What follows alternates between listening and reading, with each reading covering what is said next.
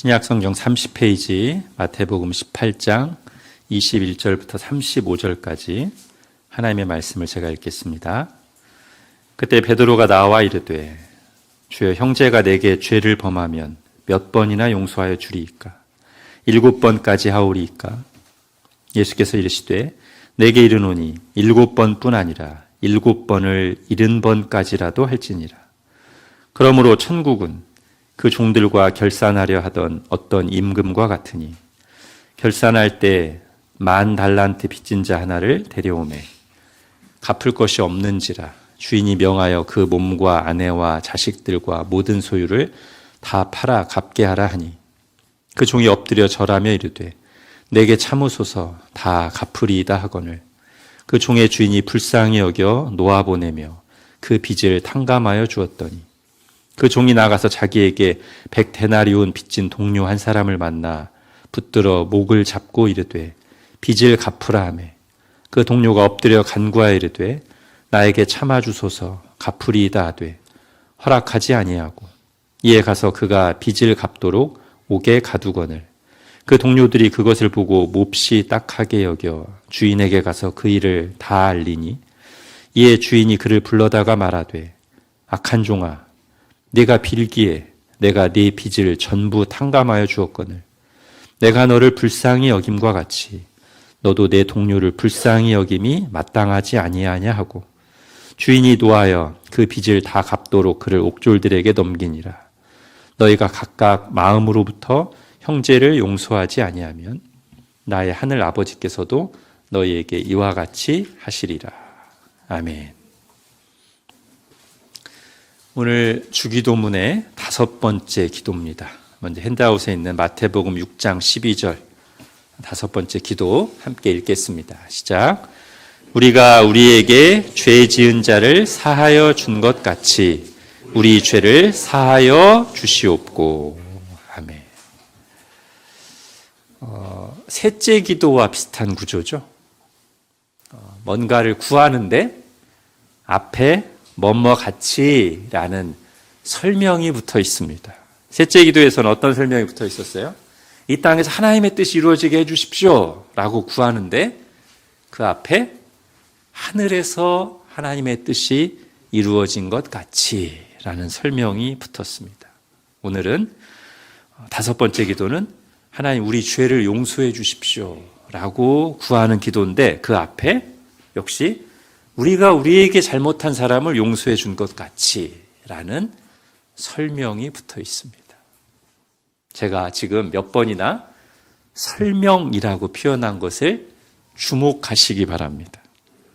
즉 앞에 나와 있는 이 뭐뭐 같이 이게 이유나 조건이 아니라 설명입니다. 만약에 이유나 조건이었다면 예를 들면 셋째 기도가 어떻게 되었어야 되냐면 이유, 뜻이 하늘에서 이루어졌으니 땅에서도 이루어지게 하소서 그랬어야 되고 조건일 형식을 갖춘다면 뜻이 하늘에서 이루어지면 땅에서도 이루어지게 하소서 이게 조건이죠? 근데 그렇게 된 게 아니라 설명, 즉 어떻게, how 뜻이 하늘에서 이루어진 것 같이 땅에서도 이루어지게 하소서 이거란 말이에요. 5번째 기도도 마찬가지라는 겁니다. 오늘 5번째 기도도 이유나 조건이 아니에요. 앞에 나와 있는 게. 만약에 이유나 조건이었다면 우리가 우리에게 죄 지은 자를 용서해 주었으니 우리 죄를 용서해 주십시오. 또는 우리가 우리에게 죄 지은 자를 용서해 준다면 우리 죄를 용서해 주십시오 라고가 돼야 돼요. 근데 그게 아니라 설명이에요. 어떻게? 우리가 우리에게 죄 지은 자를 용서해 준 것 같이라는 말이에요. 제가 이거를 왜 굳이 설명하냐면 많은 사람들이 여기서 혼동합니다. 마치 앞에 나와 있는 우리가 우리에게 죄 지은 자를 용서해 준 것 같이를 분명히 문장은 그 문장이 아닌데 머릿속에서는 자동으로 이유나 조건인 것처럼 해석을 하면서 가니까 혼동이 돼요. 원래 그런 뜻이 아닌데. 여러분 우리가 하나님께 용서받는 이유가 내가 다른 사람 용서한 조건을 채워야 용서받나요? 아니잖아요. 예수님 때문에 용서받잖아요. 자, 그런데 왜 우리가 그럼 이렇게 헷갈리냐면 비슷하게 보이는 말씀들이 있어요. 대표적으로 여러분 핸드아웃에 요한복음 13장을 보십시오. 같이 읽겠습니다. 시작. 내가 너희를 사랑한 것 같이 너희도 서로 사랑하라. 예. 이 말씀도 1차적으로는 설명이에요. 그죠? 우리에게 서로 사랑하라고 명령하시면서 어떻게 사랑하라?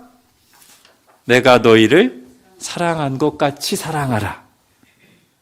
즉 우리의 사랑의 수준, 그리고 우리가 사랑하는 태도, 방법을 설명하시는 거예요. how를, 어떻게를. 그죠?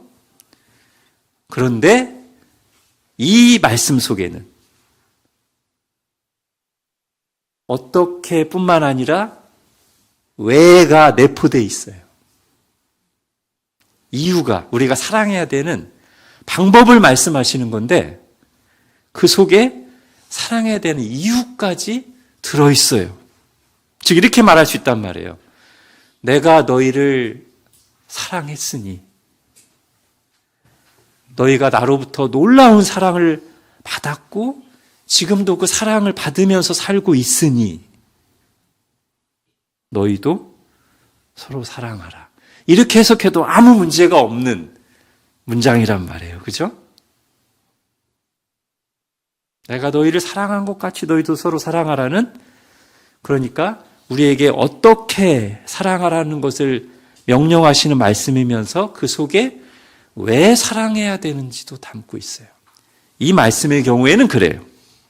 그러다 보니까 비슷한 구조를 가진 우리가 우리에게 죄 지은 자를 용서해 준 것 같이가 우리가 어떤 의미로 혼동하기 쉽냐면 이것은 어떻게를 가르치는 말씀, 설명하는 말씀인데 마치 그게 조건인 것처럼 이유인 것처럼 착각하기 쉽다는 건데 그것이 아니다라는 겁니다. 사실 이 5번째 기도에는 용서의 이유가 생략되어 있습니다. 용서의 근거가 숨겨져 있어요. 왜요? 말 안 해도 너무 분명하니까요. 그게 뭐죠?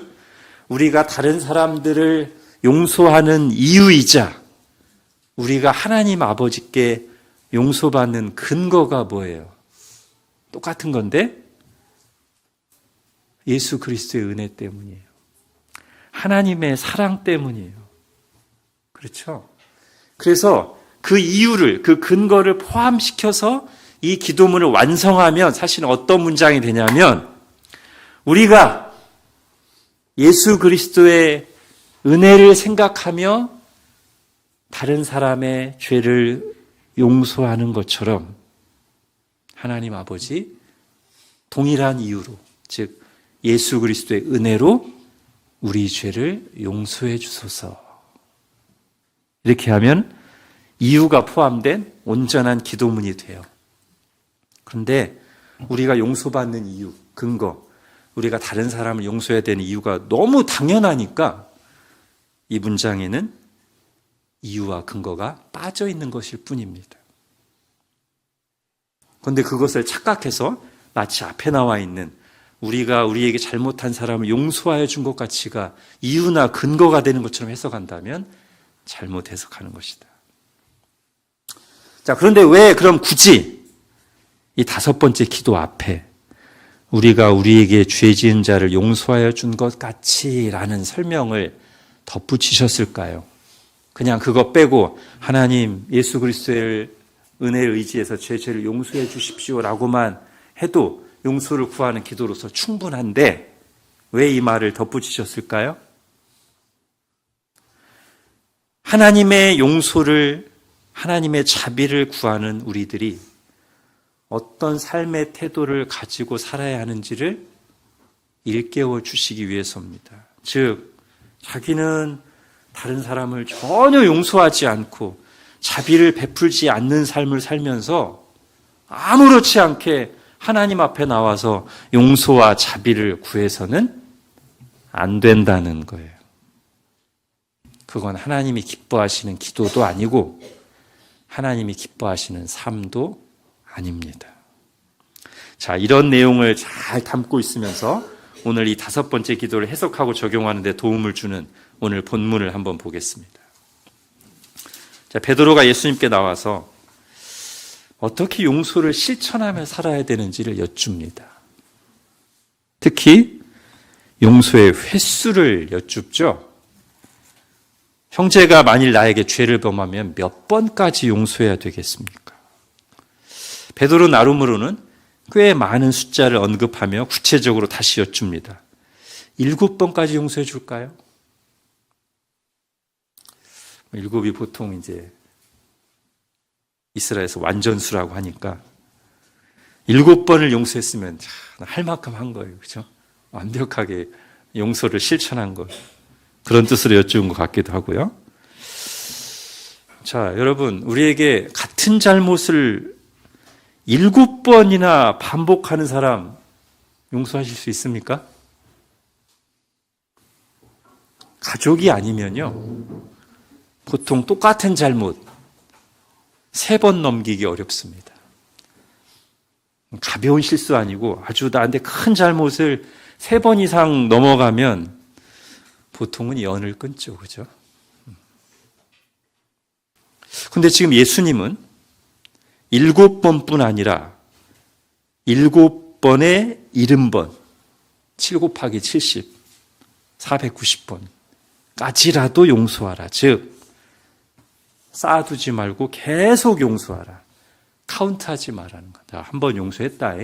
2번, 7번 향해 가고 있어. 카운트하지 말고 계속 용서하라 라고 말씀하십니다. 그리고 이어서 우리가 그래야만 하는 이유, 아무리 큰 잘못이라도, 아무리 반복되는 죄라도 계속 용서해야 되는 이유를 하나의 비유, 이야기를 통해서 설명하십니다. 자, 왕에게 10,000달란트 빚진 종이 있어요. 얼마일까요? 10,000달란트는 보통 6,000데나리온이라고 합니다. 한 데나리온이 노동자의 하루 품삯이에요. 싸게 10만 원으로 할까요? 그러면 10만 원 곱하기 6,000이니까 한 달란트가 얼마예요? 6억 원입니다. 근데 10,000달란트니까 단위가 바뀌죠? 얼마예요? 6조 원입니다. 여기서 지금 10,000달란트를 빚졌다는 것은 그야말로 도저히 갚을 수 없는 어마어마한 빚을 졌다는 뜻입니다. 자, 그가 왕 앞에서 은혜를 구하며 기다려주시면 갚겠다고 엎드려 간청했는데 왕은 기한을 늘려준 게 아니라 그 종을 불쌍히 여겨서 그냥 빚을 탕감해 줬어요. 없애줬습니다. 자, 그동안 그의 마음과 삶을 짓누르던 도저히 벗어날 수 없던 무거운 짐, 빚이 한순간에 해결됐어요. 엄청난 은혜를 받은 거죠. 자, 이 사람이 이렇게 놀라운 은혜를 받고 나오는 길에 자기에게 100데나리온 빚진 동료를 만납니다. 자기가 탕감받은 금액의 60만 분의 1에 해당하는 금액이에요. 100데나리온. 근데 어떻게 해요? 오늘 본문에 보니까 목을 잡고, 멱살을 잡고겠죠. 멱살을 잡고 갚으라고 독촉합니다. 그러자 동료가 기다려달라며 애원합니다. 마치 조금 전에 자기가 왕 앞에서 그랬듯이 똑같이 그렇게 기다려달라고 애걸합니다. 그럼 어떻게 해야 맞아요? 이 상황에서? 왕이 자기에게 베푼 은혜 60만 분의 1이라도 갚는 심정으로 탕감해 주었다면 좋았겠죠? 자, 여기에 이 이야기의 핵심이 되는 메시지가 있습니다. 우리가 형제의 죄를 용서해 줘야 되는 이유를 말하고 있는 거예요. 왜 용서해 줘야 됩니까? 잘못을 인정하고 용서를 비니까. 예, 그것도 필요합니다. 그 사람의 처지가 딱해서 예, 그것도 맞아요. 앞으로의 관계를 생각해서 예, 맞습니다. 다 맞아요. 이런 것들이 우리가 실제로 용서를 실천할 때는 필요로 하는 것들입니다. 하지만 그런 이유들만으로는 반복해서 죄를 짓는 사람을 7번씩 70번까지 용서하는 것은 불가능합니다. 또는 나를 너무 고통스럽게 한 죄를 지었을 때는 7번이 뭐예요? 단 한 번일지라도, 그리고 아무리 잘못을 빌고 용서를 구할지라도 용서하기 어렵습니다. 예수님은 그런 이유들 말고 우리가 다른 사람을 용서해야만 하는 더 큰 이유를 말씀하십니다. 우리가 100데나리온 빚진 사람을, 이 100데나리온도 작은 금액 아니에요. 1000만 원이에요. 100데나리온 빚진 사람을 탕감해줘야 되는 이유는, 용서해줘야 되는 이유는 내가 하나님으로부터 10,000달란트의 빚을, 즉 도저히 갚을 수 없는 빚, 도저히 용서받을 수 없는 죄를 탕감받고 용서받았기 때문이라고 말씀하시는 겁니다. 주님께서 다른 곳에서 하신 말씀과도 연결이 되는데요. 여러분 마태복음 7장 3절을 같이 읽겠습니다. 시작. 어찌하여 형제의 눈 속에 있는 티는 보고 내 눈 속에 있는 들보는 깨닫지 못하느냐. 예.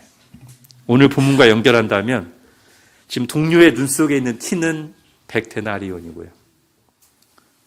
내 자신의 눈 속에 다 빠진 들보는 10,000달란트예요. 근데 우리는 이러기 너무 쉽다고요. 다른 사람의 죄는 예리하게 따지고 크게 보지만 나의 죄는 대수롭지 않게 여기거나 합리화하기 쉬운 게 우리들입니다. 다른 사람이 내게 잘못한 죄는 절대로 용서할 수 없는 죄로 여기지만 내가 다른 사람에게 잘못한 죄는 여러 가지 상황 때문에 어쩔 수 없는 이해받아야 마땅한 것으로 해석하기 쉬운 게 우리들의 자기중심적인 모습입니다. 예수님은 이 10,000달란트 탕감받은 자의 비유를 통해서 바로 내가 얼마나 큰 죄인이었고 하나님으로부터 얼마나 큰 사랑과 용서의 은혜를 받았는지를 생각하라고 하십니다. 즉, 우리가 다른 사람을 용서해야 되는 이유를 말씀하시는 것이면서 우리가 하나님께 받은 그 놀라운 은혜를 깊이 묵상하고 마음에 새기며 살아가기를 바라시는 것입니다. 그리하여 우리 마음으로부터 바울과 같은 고백이 나오기를 원하시는 것이죠. 디모데전서 1장과 고린도서 15장 이어서 읽겠습니다. 시작.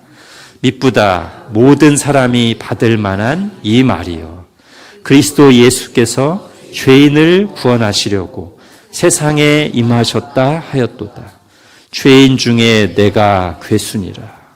그러나 내가 나 된 것은 하나님의 은혜로 된 것이니 내게 주신 그의 은혜가 헛되지 아니하여 내가 모든 사도보다 더 많이 수고하였으나 내가 한 것이 아니요 오직 나와 함께 하신 하나님의 은혜로라. 아멘. 죄인 중에 내가 괴순이라.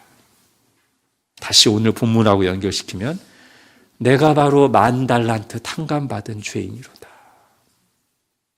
그런데 은혜를 받았구나. 이게 우리 속에 정말 있을 때 나에게 잘못한 형제의 죄를 용서하고 연약함을 이해할 수 있는 힘이 나온다는 것입니다. 그러므로 오늘 비유 속의 왕, 다시 말하면 하나님이시죠. 하나님이 이야기의 마지막 부분에 사시는 말씀을 보십시오. 33절, 오늘 본문 33절 같이 읽겠습니다. 시작. 내가 너를 불쌍히 여김과 같이 너도 내 동료를 불쌍히 여김이 마땅하지 아니하냐. 자, 이것이 우리가 형제의 죄를 용서해야 되는 이유입니다. 그런데 그렇게 살아가지 않으니 깨닫게 하시려고, 정신 차리게 하시려고 34절에 가두라고 하십니다. 그리고 35절에서는 이렇게 우리가 큰 은혜를 입고도 형제를 용서하는 삶을 살지 않으면 하나님도 우리를 용서하지 않으실 거라고 말씀하십니다. 자, 이 마지막 세 문장을 잘 보셔야 돼요. 이것이 오늘 우리가 살펴보는 주기도문의 5째 기도를 해석하는 틀입니다. 문맥을 다 빼고 35절만 딱 떼어서 보면 마치 내가 다른 사람을 용서하느냐 용서하지 않느냐에 하나님의 용서가 달려있는 것처럼 보여요. 그죠? 35절만 딱 떼서 보면. 그러나 흐름을 보면 35절이 나오기 전에 우리가 용서해야 되는 근거, 이유, 또는 우리가 용서받은 근거가 33절에 떡하니 나오죠. 그게 뭐예요? 내가 너를 불쌍히 여김과 같이. 이게 먼저 있었어요. 하나님의 은혜가 먼저 있었다는 말이에요. 그런데 이렇게 놀라운 은혜를 받고도 이 은혜 안에 살면서도 우리가 다른 사람에게는 은혜와 용서를 베풀지 않는다면 하나님도 그에 합당한 조치를 취하시겠다, 이런 뜻입니다. 다시 한번 제가 오늘 이 5번째 기도를, 그래서 이유를, 우리가 용서받기도 하고 다른 사람을 용서하기도 하는 이유와 근거를 넣어서 다시 5번째 기도문을 완성하면 이런 거라고요. 예수 그리스도를 내어주신 그 은혜를 생각하며 우리가 우리에게 죄 지은 사람을 용서해 준 것 같이 동일하게 예수 그리스도의 은혜로 우리의 죄를 용서하여 주옵소서, 이런 뜻입니다. 이렇게 해석할 때 이 5째 기도는 예수 그리스도의 은혜를 의지하여 하나님께 용서를 구하는 기도이면서 내가 과연 예수 그리스도의 그 놀라운 은혜를 내 삶 속에서 적용하며 살았는지를 돌아보게 하는 기도가 된다는 것입니다.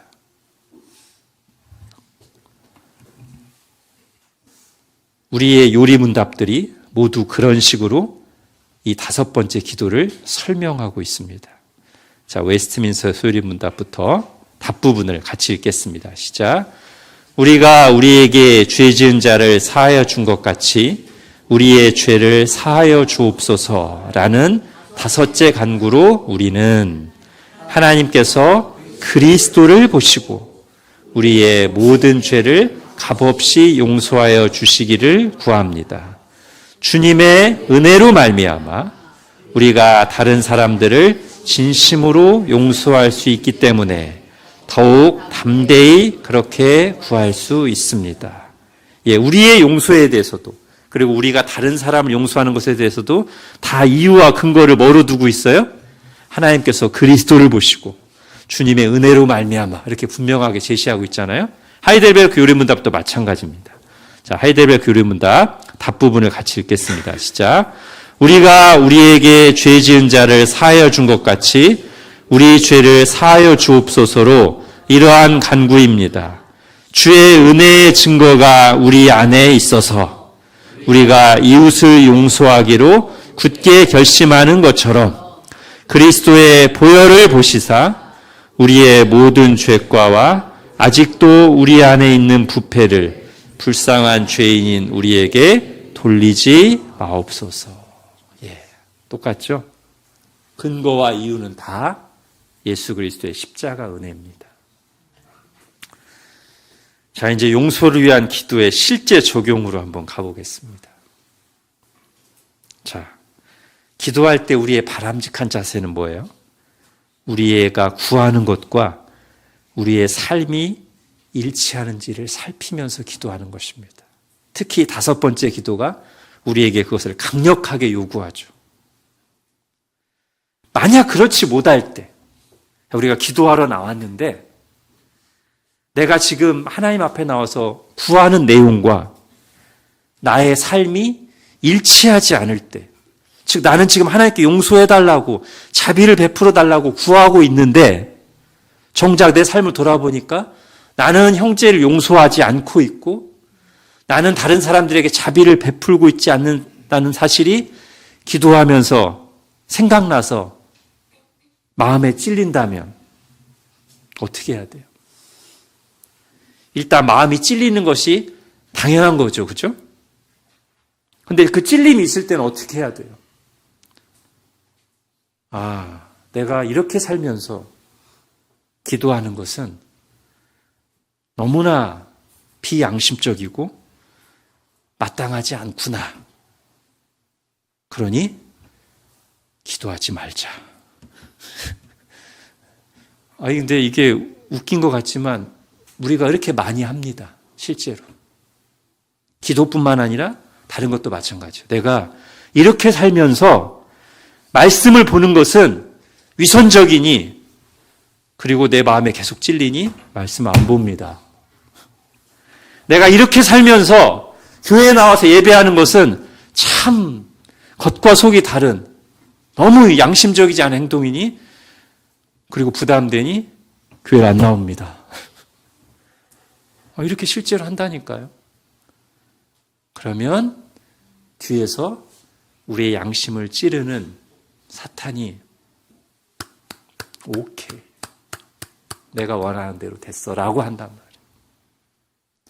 그리고 만약에 우리가 정말 그렇게 하고 있다면 내가 이렇게 살면서 어떻게 하나님께 기도할 수 있어?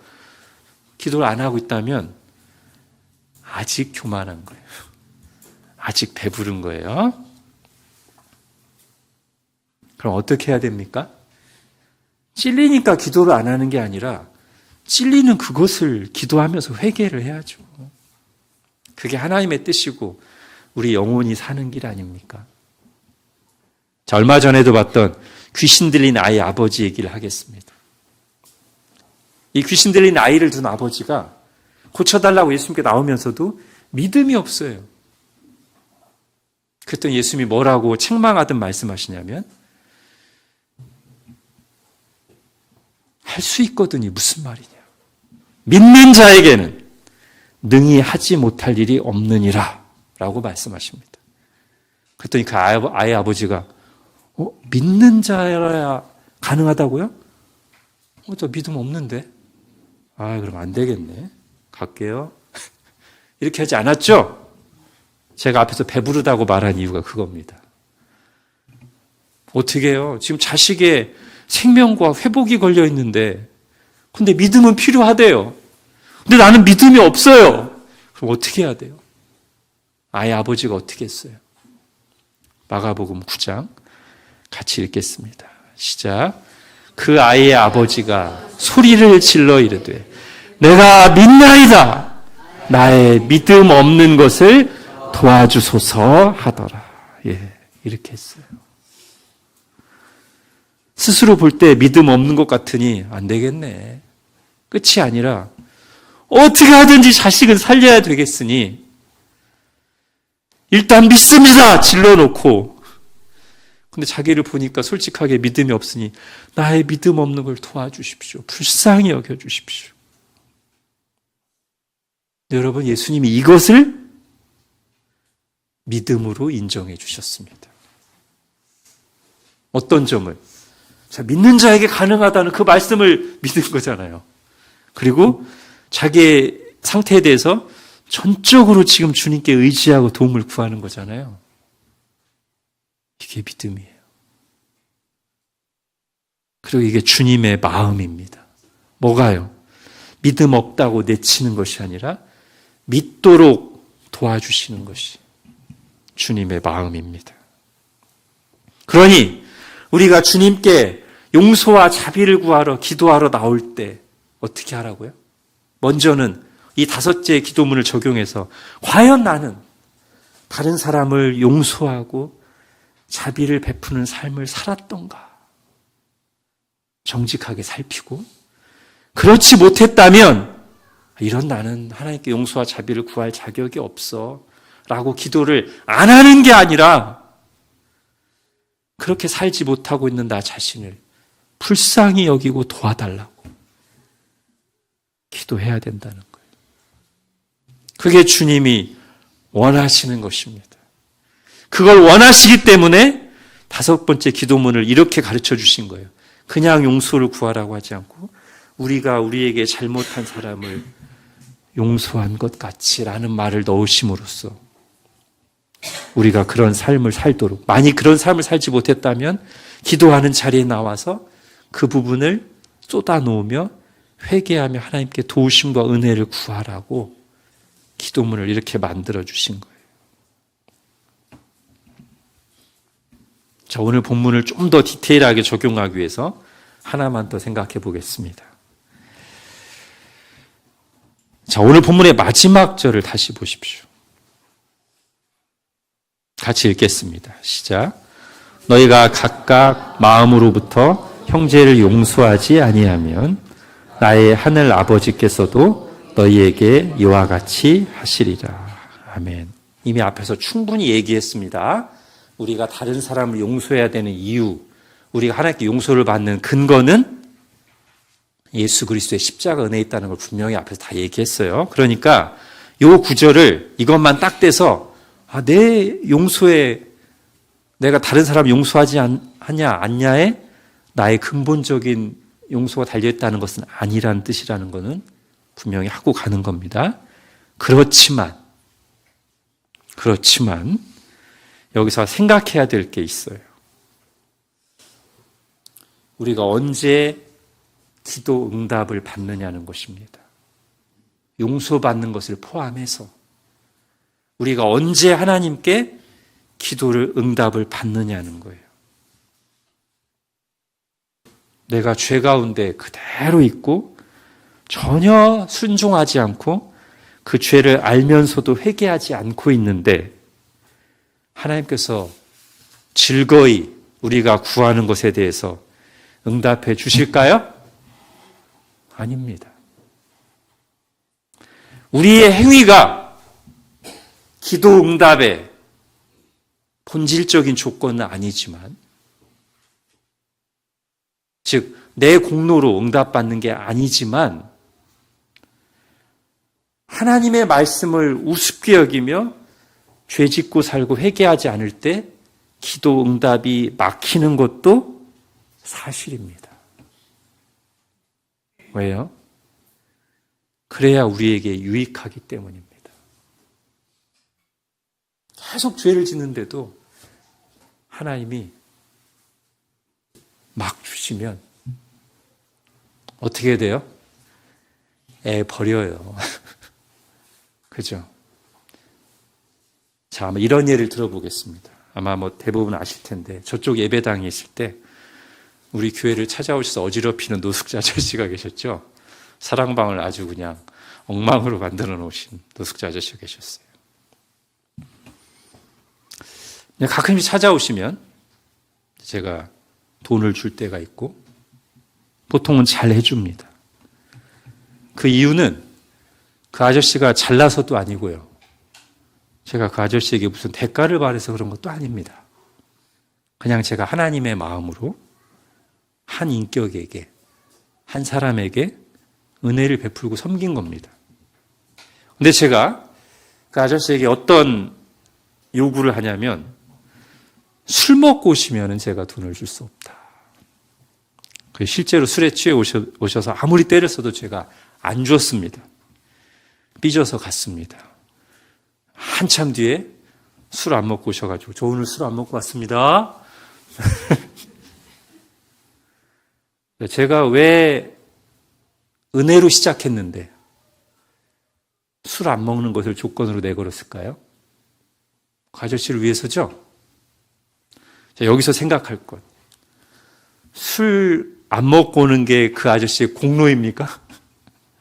애초에 제가 술을 안 드셔서 그분에게 선을 베푼 겁니까? 아니죠. 그거와 상관없이 그 사람이 위험할까 봐 그냥 하나님 주신 마음으로 은혜를 베푼 건데, 그런데 그 아저씨가 술을 먹고 안 먹고는 제가 그 아저씨한테 돈을 주느냐 안 주느냐에 실제적인 영향을 미쳐요. 왜요? 그 아저씨의 유익을 위해서입니다. 건강을 위해서입니다. 그 아저씨의 삶이 변화되기를 바라는 마음에서입니다. 이걸 오늘 말씀에 그대로 적용해 보면 우리가 말씀대로 살고 우리가 다른 사람을 용서하고 자비를 베푸는 게 내가 하나님께 용서받는 근거가 되는 게 아니에요. 공로가 아닙니다. 애초에 처음에 하나님께서 우리에게 은혜를 주신 이유가 그게 아닙니다. 내가 죄인일 때 하나님이 일방적으로 찾아오셔서 은혜를 베푸시고 용서하시고 하나님 자녀 삼아주신 거예요. 예수 그리스도의 십자가 대속의 은혜로. 그게 이유고 유일한 근거예요. 단 우리가 살아가면서 계속 술을 퍼마시면 아까 노숙자 아저씨처럼, 즉 하나님의 말씀을 우습게 여기고 죄를 짓고 회개하지 않는 삶을 계속 살면 하나님 우리를 사랑하시지만, 우리가 기도할 때 은혜로 주기를 원하시지만 잠시 끊으신다고요. 응답을 안 하신다고요. 우리에게 용서와 평안을 주시지 않는다고요. 왜요? 그게 우리에게 유익하니까요.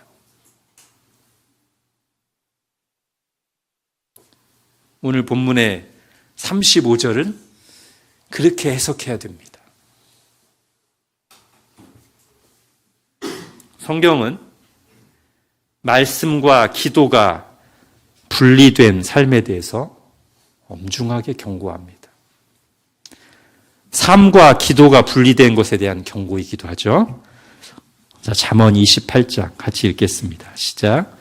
사람이 귀를 돌려 율법을 듣지 아니하면 그의 기도도 가증하니라.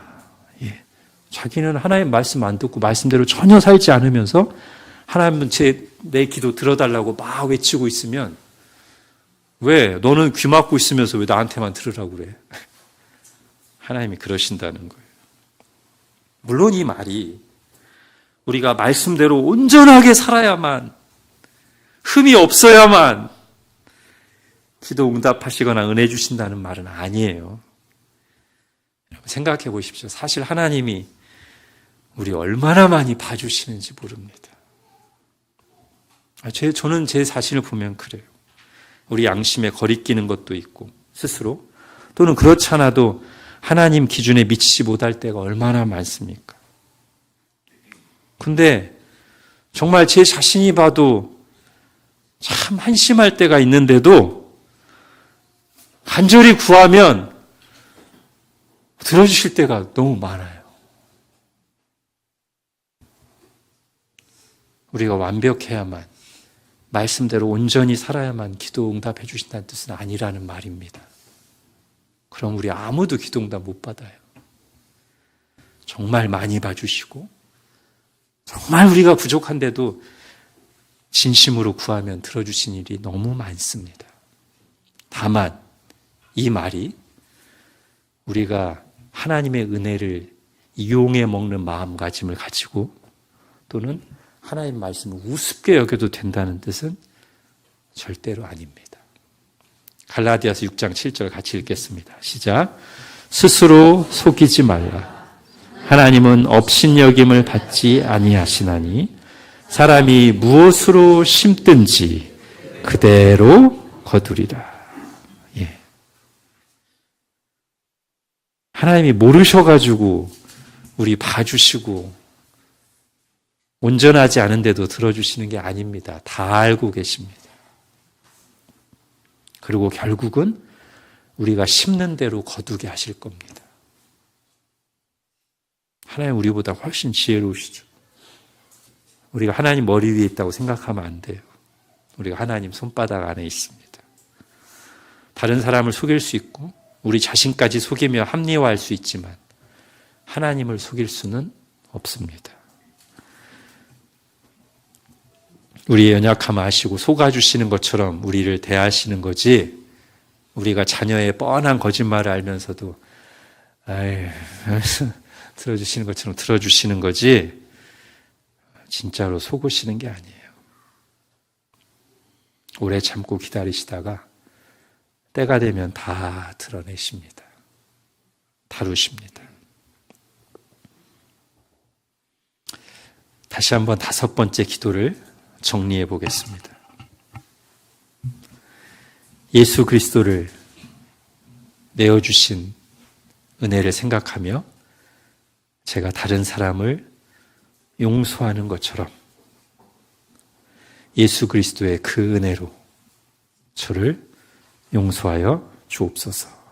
이런 기도입니다. 주님께서는 이 기도를 통해서 참으로 우리가 하나님의 은혜를 우리 자신에게와 우리가 용서하고 자비를 베풀어야 될 다른 사람들에게 모두 적용하며 살기를 원하십니다.